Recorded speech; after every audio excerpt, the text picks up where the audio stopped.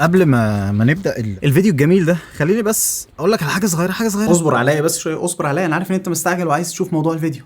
ثانيه بس، ثانيه ولا ايه يا حاج؟ انا عارف ان الاحوال زي الزفت واحوال البلد زي الزفت، ومعظم الناس، معظمنا، انا بس بغير الجزمه، معظمنا يعني حالته بتتغير. والناس اللي بتشتكي من الثانويه العامه ومش عارف هيدرس ايه ويخش ايه، ودخلت دلوقتي انا ايه، طب انا لازم اخش كليه كذا عشان اعمل كذا، او انا اشتغلت وفلوسي خسرت الدنيا. خليني بس احكي لك كده ايه حكايه صغيره جدا نخش على موضوع الفيديو بتاع النهارده على طول. انا دخلت كليه حقوق، شفنا ناس واتقال لي ان انا لو جبت تقدير كويس هقدر اخش ابقى وكيل نيابه. فذاكرت وجبت تقدير كويس. بعد ما جبت تقدير كويس اتقال لي ادفع 250 ل 300 الف جنيه عشان تبقى وكيل نيابه. الكلام ده سنه 2010 تقريبا. لو انا معايا 300 الف جنيه انا افتح بيهم مشروع.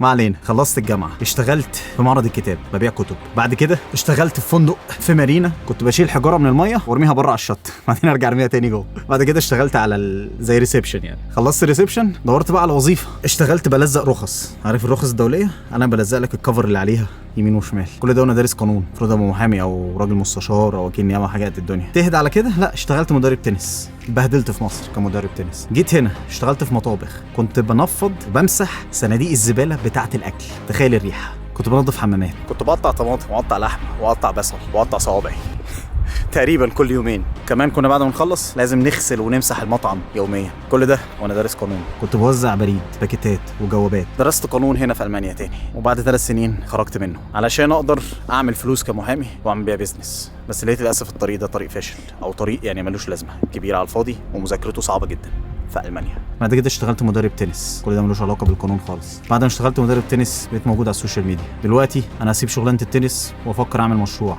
او انا ان شاء الله هعمل مشروع، هعمل بيزنس باذن الله، وما اعرفش لسه ايه اللي جاي. والحياه بتتغير ودايما طبعا للاحسن. كل اللي انا اقدره لك اطمن، تقلقش. اللي انت بتعمله دلوقتي ممكن قدام يتغير، الخطه تتغير تماما، وممكن تلاقي نفسك بتعمل حاجه غير اللي انت درستها او غير اللي انت كنت مخطط تعملها. فما تقلقش، اتكل على الله، خليك دايما علاقتك كويسه مع ربنا والدنيا هتتغير، والله هتتغير. خش بقى على موضوع الفيديو، كفايه دراما. موضوع فيديو النهارده واحد من المواضيع اللي بجد بتقلقني، وفي نفس الوقت يعني شايل همها. وده يعتبر زي انترو او مدخل لنوع الفيديوهات من النوع ده اللي انا هعملها، اللي هي متعلقه من الاخر باللي هو يعني باختصار كده. دلوقتي البلد رايحه في داهيه، الجنيه المصري رايح في داهيه، الاسعار بتزيد جدا، الدولار واليورو اسعارهم فوق. هم مش اسعارهم فوق، هو الجنيه اللي نازل تحت. فكل ما بينزل كل طبعا ما تغير بالدولار كميه جنيهات كتيره جدا. القوه الشرائيه بتاعت الجنيه راحت في داهيه. فالموضوع دوت انا عارف ان يعني في ناس مش هتقدر تسافر، مش تقدر تعمل حاجات كتير، ويعني والحل الوحيد ليها، يعني انا مش حل وحيد، يعني من اول الحلول اللي انا اقدر اقدمها لك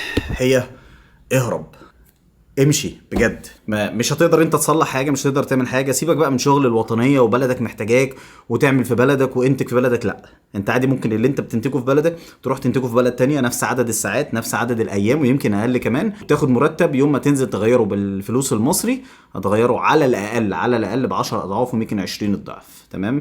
فلا ده رقم واحد. ولكن في ناس مش هتقدر تسافر، في ناس معهاش فلوس، اللغه مش هتقدر تعملها، في حاجات كتير هقدر ان شاء الله افيدكم بيها. ولكن هبدا بابسط حاجه، واعملها النهارده قبل بكره، فعليا النهارده قبل بكره. ما تشيلش جنيه مصري في ايدك. لو انت من الناس، ولنفترض معاك 5000 جنيه، معاك 10000 جنيه، ناوي تعمل مشروع او تشتري شقه وبتحوش المقدم وعايز يعني فاهم انت، شايل مبلغ، شايل 100000 جنيه، شايل 50، شايل 200000، شايل 10000 جنيه، مرتبك 2000 جنيه، مش مشكله خالص. اي حاجه معاك حولها لدولار او روح اشتري بيها ذهب، حولها ليورو او روح اشتري بيها دهب. ما تشيلش معاك العمله المصري، لان الدولار واليورو والذهب اصلا ما بيتغيروش، ما بيحصلش فيهم اي حاجه. هو الجنيه المصري رايح في داهيه. فانزل هات 100 دولار، اشتري من اي حد 100 دولار من السوق السوداء، هات لك 100 دولار. معاك تاشيره ومسافر بره قريب ومعاك فلوس مصري دلوقتي، انزل غير بيها، هات من البنك، طبعا هتجيبه ارخص. من الاخر ما تشيلش في جيبك جنيه مصري غير لو محتاجه. طب انا افرض هصرف دلوقتي، انا محتاج مثلا 10000 جنيه اللي في البنك دول، هاخد منهم 2000 بكره،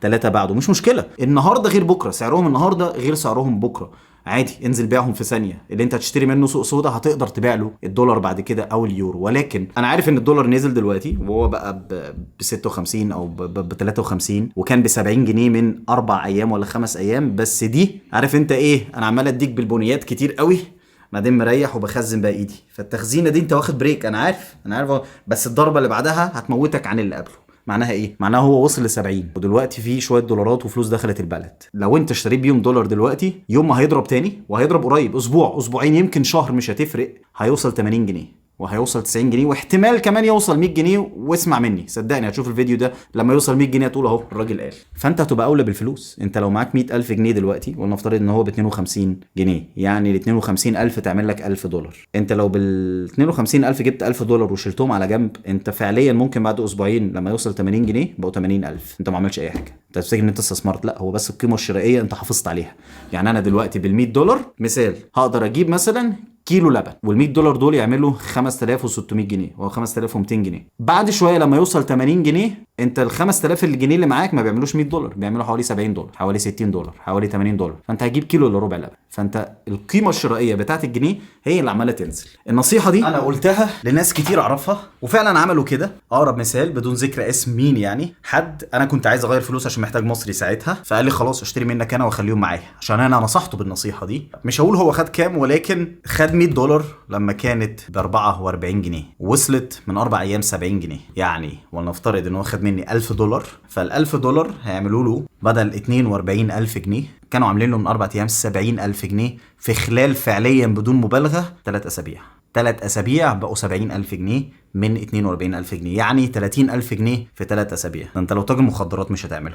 فانا عارف ان في حد كتير هيقول لي دلوقتي لا الدولار بينزل على فكره وهينزل تاني. لا، دي مش اول مره تحصل، دي حصلت كتير جدا. الدولار نزل والذهب نزل، ولكن بعد كده بترفع رفعه السنين. بدايه كده من قبل ما اقول لك في فيديوهات تانية ازاي تعمل فلوس في مصر، او ازاي تخلع بره مصر، او اوراقك محتاج ايه، او تروح فين، او تعمل ايه، او تشتغل ازاي في مصر بالدولار. الحاجات دي كلها انا عندي يعني معلومات بسيطه منها، وعندي خبره يعتبر كافيه شويه تفيدك في الموضوع ده. حاجات جربتها بنفسي، ولكن كده بس ايه البذره بس اللي برميها لك دلوقتي في الفيديو البسيط ده علشان بس نبدا الفلوجينج.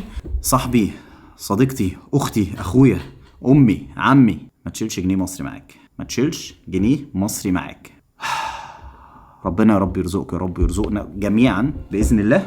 بس كده الفقره خلصت.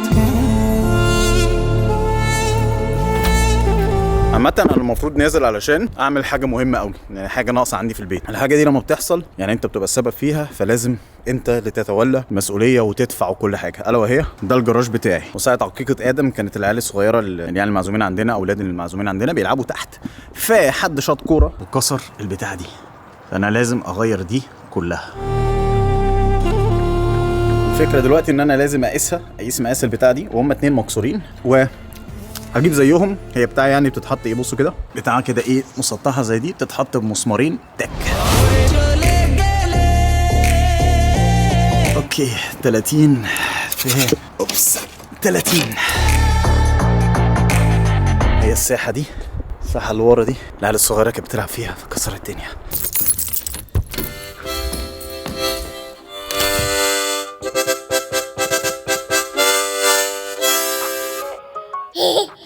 Big dog status, I'm a big dog vet. I pull up on